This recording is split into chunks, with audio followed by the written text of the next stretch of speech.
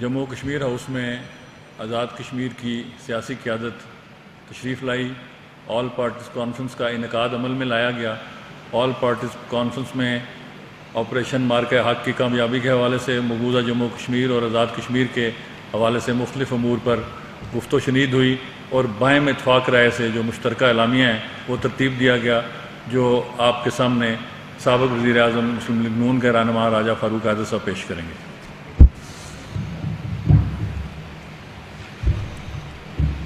اعوذ باللہ من الشیطان الرجیم. بسم اللہ الرحمن الرحیم.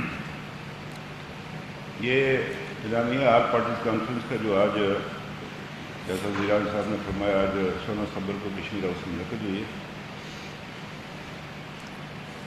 آج مورخہ 16 ستمبر 2025 کو جموں کشمیر ہاؤس میں آل پارٹیز کانفرنس منعقد ہوئی، جس میں آزاد جموں کشمیر کی جملہ سیاسی جماعتوں، Pakistan peoples party, Pakistan Muslim League Nawaz, all Jammu Kashmir Muslim conference, Jammu Kashmir peoples party, جمعیت اہل حدیث، مجلس وحدت المسلمین، جماعت اسلامی اور تحریک لبیک آزاد کشمیر کی قیادت نے شرکت کی. آزاد جموں کشمیر کے موجودہ صورتحال پر تفصیلی گفتگو اور مشاورت کے بعد فضائل اعلامیہ جاری کیا گیا.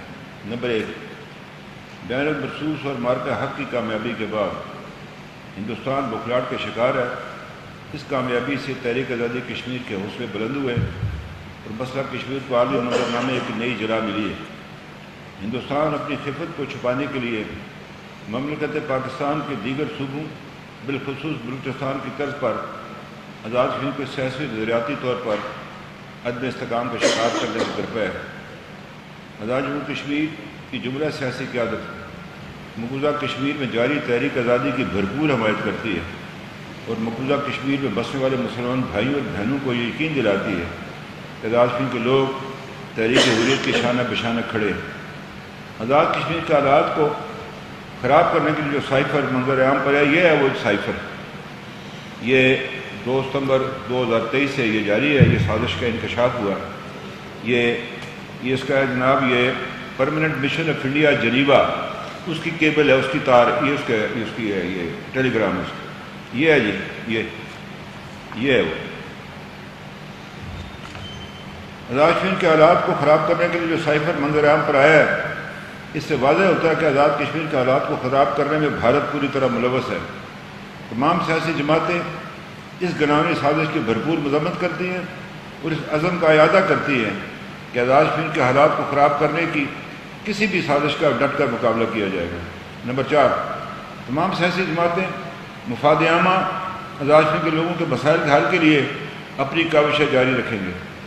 ہندوستان کی سہولت کاری کے نتیجے میں وجود میں آنے والی کسی بھی دیگر فورم یا پریشر گروپ کو مفاد عامہ کے فیصلے کا اختیار نہیں دیا جائے گا.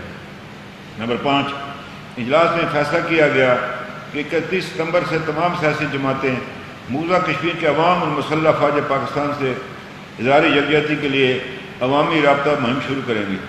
اس سلسلے میں پہلا جلسہ عام